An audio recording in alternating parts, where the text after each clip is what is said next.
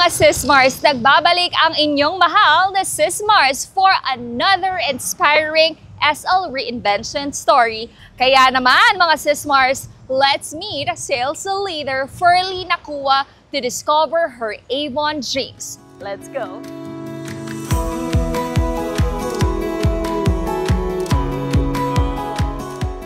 Good morning, Miss Ferlie. Good morning, Miss Jackie. Dahil nga naman sobrang ganda ng simula ng umaga natin, balikan natin, paano ka nagsimula sa Avon at ano yung nag-udyok sa'yo to take that first step? Ayun. So, good morning, everyone. Ang totoo po niya, nag-start ako sa Avon, influence ng aking sister, which is my upline SL, Miss Josie De Luna. Shout out to you. Hello, Sis Mars. Ayan. So, thankful po ako sa kanya dahil originally gusto ko talaga mag-abroad. Pero sabi niya, mag-Avon ka. Kala ko ganun kadali. Pero, may challenge, pero hindi ko pinagsisisihan na nasa Avon ako today. Yes. So, let's go and let's take that second step. So, noong nagsisimula ka pa lang, ano po ba yung mga pangarap mo? Paano naging parte ang Avon sa journey mo? During my time, doon po sa Novaliches branch, nakikita ko yung mga sales leader. Sabi ko, paano kaya maging katulad nila? And, syempre, nakita ko na na-achieve nila na may sasakyan na po sila, may bahay po sila, na-inspire ako na maging katulad po nila. Ayan, nakaka-proud at nakakatawa, Yes, Sis Mars. Alam mo, totoo talaga yan, no? Kapag yung environment na nakikita mo na talagang sumasakses, nagsistep, ikaw din magle-level up at magpupursige ka. Dahil dyan, tara na, at para sumakses tayo lalo, let's go to our next step. Ngayon naman, Ms. Ferlie, kailan mo ba na-realize na, gusto kong maging sales leader? Kasi nga, yung mga kasama ko, nakikita ko na nagta-travel sila abroad for free. Wow! Talaga, for free talaga. Tapos, minsan, nag-check-in po sila sa mga mamahaling hotels, which is sabi ko, bago sa akin yun. Gusto ko rin maging ganon. At minsan, nakikita ko sa branch, bago pa lang ako noon, ang dami nilang gift. Ang dami nilang gifts. Sabi ko, ay, ang galing. Gusto ko rin magkaroon ng mga gifts nila. May mga watches, meron silang mga gamit sa bahay. Ang dami-dami. Sabi ko, gusto kong maging sales leader talaga. Nakaka-inspire naman kasi talaga maging SL. Nakakatuwa naman yung kwento nyo. Yes, ma'am. Tara po at magtsikahan pa tayo palabas.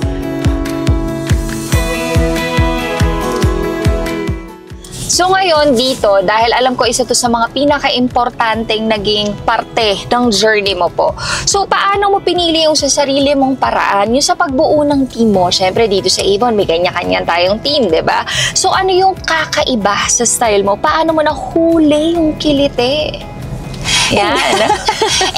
ito ang nakakatuwa dahil wala naman ako talagang ibang ginagawa kundi mag-pray. Alam ko sa sarili ko na yung capacity ko limited lang, pero yung wisdom na nanggagaling sa Lord, hindi talaga, unlimited talaga siya. Ang tinatatak ko lang po lagi sa isip ko na nagawa ko naman na po lahat, nag-flyering, yung old way, nagawa ko na yan lahat. Meron pa akong iniisip, ano pa yung hindi ko nagagawa, at eto na nga po yun. So, sinabayan ko po ng pag-online, at the same time, eto na nga po yung pag-reach out doon sa mga institutional tie-up.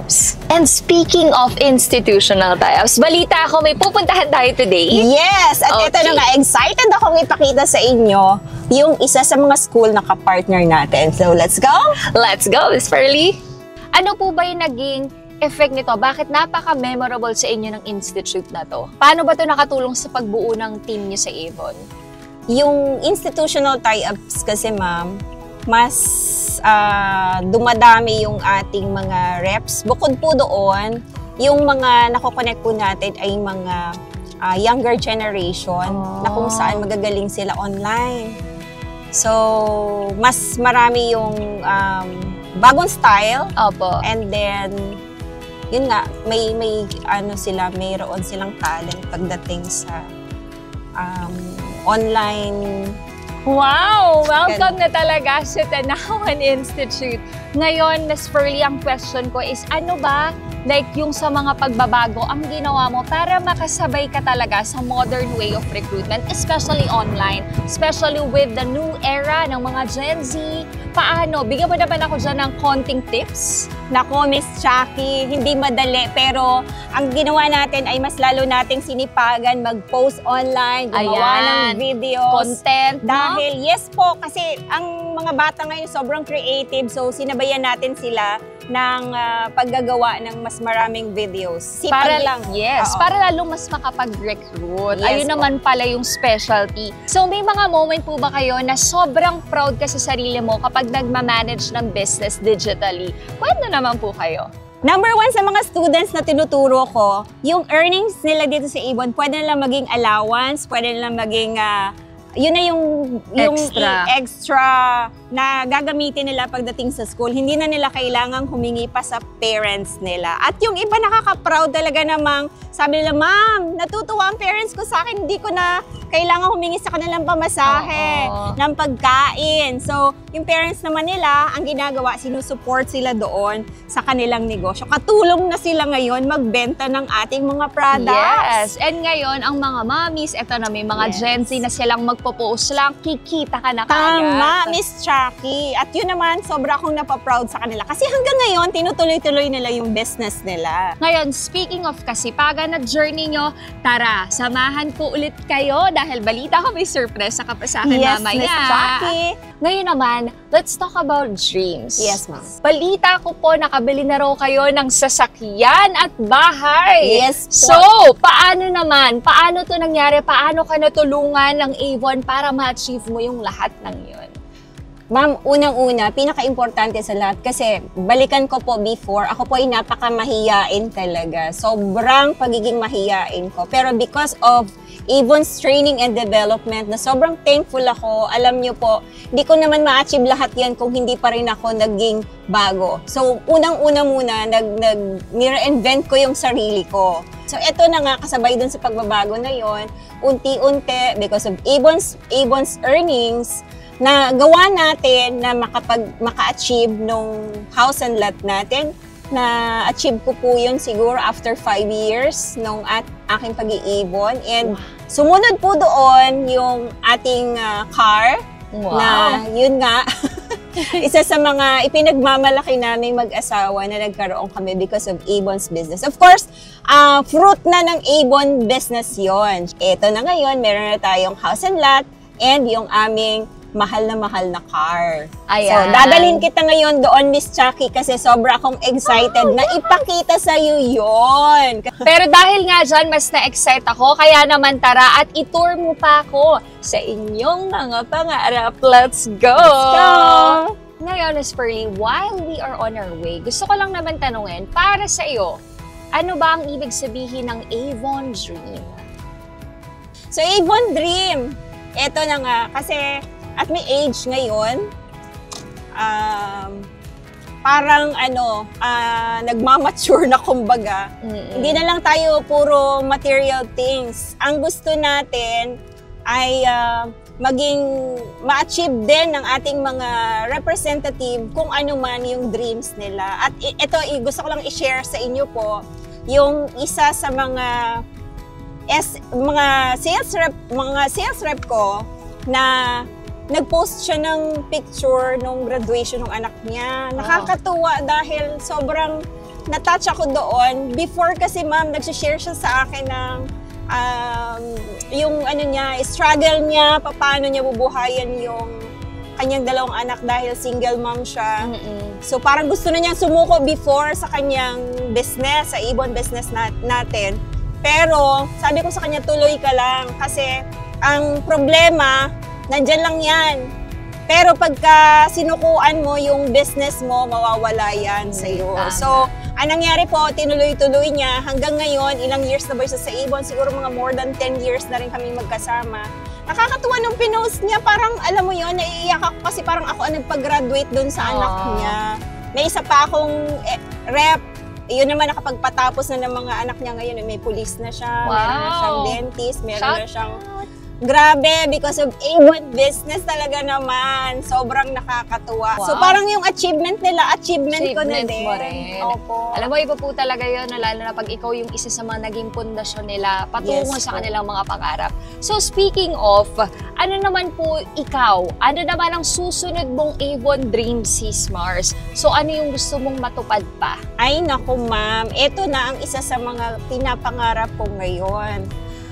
Gusto ko kasi magkaroon ng sarili kong foundation. Ay wow, organization? Yes, foundation Oh. organization po na kung saan, kasi before buhay pa yung mother ko, meron kaming mga bata na tinutulungan and Oh. nagpe-feeding program kami ng aking upline SL. Pag Wow. umuwi kami sa Bicol, namimigay kami ng mga damit pagka nababagyo sila. So parang gusto kong ituloy siya as foundation. Parang ano kasi ma'am, it's time to give back. Yes. Hindi ka lang Tama hindi ka po. lang po yung ikaw lang. So mag-give Mag-share back lang tayo, ng mag-share. po tayo. Totoo po yan. Kapag talaga, the more na mas nagbibigay ka, mas marami pang blessings yung makukuha mo. Sabi nga nila, di ba, it multiplies. Yes po. Kaya naman, let's always be a blessing to each other. So mukhang malapit na tayo. And finally, Miss Pearly, andito na tayo sa iyong home sweet Yes. home. Ngayon, muli maraming thank you. So ngayon, bago kita tuluyang pakawalan, Miss Pearly, kung may message ka ba sa iyong mga bagong Avon reps, ano ang gusto mong sabihin sa kanila tungkol sa kanilang mga Avon dreams at kung paano ba ito maaabot? So gusto ko lang sabihin sa inyong lahat, sa mga bago at sa mga dati na pinaka masarap yung moment na ikaw yung nanonood. Habang ikaw yung nanonood at hindi mo pa moment, namnamin mo yon kasi dadating talaga yung time na ikaw naman yung panonoodin. Sa ating Avon negosyo, dahil ito po talaga totoong nagbibigay ng maginhawang buhay. So lahat po na naghahanap ng mapagkakakitaan, I really suggest and recommend Avon Business. Wala po tayong puhunan. Magsisimula tayo sa ating mga kakilala lamang. Walang masyadong puhunan, kundi sipag at tiyaga. At saka yung determinasyon mo, of course. At pinaka-importante sa lahat, na requirement lamang, meron kang pangarap sa buhay. Dahil sa Avon, lahat ng pangarap mo pwedeng magkatotoo. Kagaya po na nangyari sa akin. So, lahat ng aking mga Avon reps from Novaliches branch, Tanawan branch, Calamba branch, Kaibiga branch, lahat ng branches, thank you so much sa aking upline SL, sa aking BDM, Mrs. Min, mga naging BDM ko. At sa inyong lahat, Miss Chucky, sa inyo lahat. Miss Pearly, Thank you so much. Ayan, sana po mas marami pa tayong ma-inspire na tao at maging inspiration po tayo. Sa lahat na nagsisimula, huwag kayong mapagod.